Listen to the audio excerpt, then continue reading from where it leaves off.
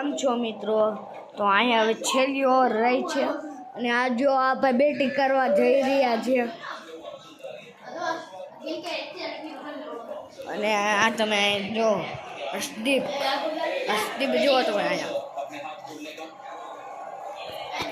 જો આ મેચ આખી ટીવીમાં તો જો આ જો ભાઈ બેટિંગ કર્યા ને આ જો છક્કો ગયો આ વાઈડ આવ્યો અને હવે આપણે અને આ ભાઈ જો ફોન જોઈ રહ્યા છે જો આ ભાઈ કાંઈક જ જોઈ રહ્યા છે અને હવે આ ભાઈ જો બેટિંગ ઉપર આવ્યા છે અને પછી હવે આ જો બીજો ફ્રી હિટ આવ્યો છે હવે તો આપણો જીટી જીતશે તો આપણી જીટી જીતશે ને તો 5 કિલો લડ્ડુ હું ચડાવે મંદિરમાં તો હજી એક વાઇડ આવી ગયો છે હવે તો પછી આપણે હજી એક વાઇડ આવ્યો હવે આ ભાઈ જો અમને મેચ નથી જોવા દેતું પોતે કાંઈક કરે છે હા જો આ મેચનું જો 160 રન થઈ ગયા છીએ અને આ પંજાબ લાગે છે આ હારવાનું થાય છે અમે પ્રોગ્રામમાં આવ્યા હતા અને પાછું આ કોકની ઘરે ટીવી જોઈશ આ જો ફ્રી હિટ ને નો બોલ બે આવ્યો અને આ ભાઈ જો બેટિંગ કરવા જઈ રહ્યા અને અર્ધીનો બોલ દેખો અને હવે આપણે કાંઈક મેચ જોઈશું એમ છેલ્લો ઓવર છે અને ચોથી બોલ છે હવે બે બોલ રહ્યા છે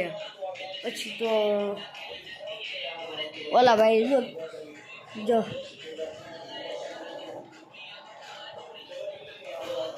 હવે તો આ ઘરવાળા પાસે એસી પર છે પણ એસી શરૂ ન કરો આમ જો હવે હર્ષદીપ બોલ ફેંકે છે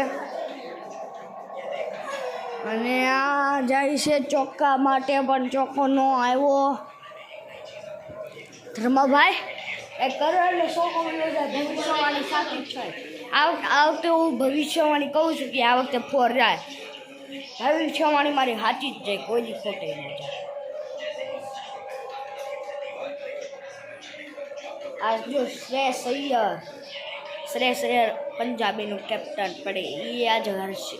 અને આપણી જીટી ગુજરાત જીતશે જો શ્રેયસ અય્યર અને આપણા જીટી આ ઓવરમાં 12 બોલ ફેંકા છે એમાં આ વાઈડ જો છે આ બોલ વાઈડ ગયો 13 બોલ ફેંકા વાઈડ અને એમાં પાછું શ્રેયસ અય્યરે કહેતો હોય છે કે આ કેવી ટીમ મળી છે કેવા બોલે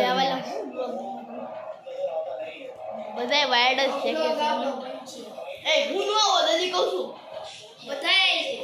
આપણે હે ને અહીંયા એસી છે પણ એસી શરૂ નથી કરી એસી શરૂ થઈ જાય ને તો મજા જ આવે કંઈક મેચ જોવાની અહીંયા કોઈ નથી અમે 3 જણા જોઈએ એમાં પાછું આ જો હવે વાઇડ ફેંકો છે અને લાગે છે 200 ને તો ઓટાડી દે વાઇડમાં 165 રન થયા છે અને હજી 19 અટકા છે આપણે 19 પંજાબ હજી અટકું છે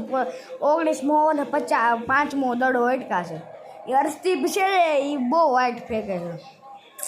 કેટલા વાઇડ નહીં 14 વાઇડ ફેંકા એના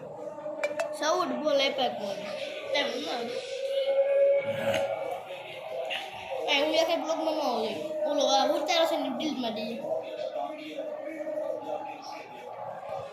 લાગે સરજીત કહેતો હોય છે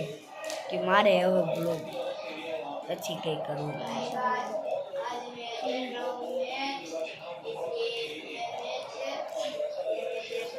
लगता है ये भी ब्लॉगर बन गया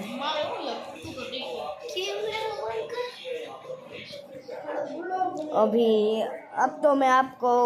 मैच के एंड में मिलूँगा तब तक के लिए बाय।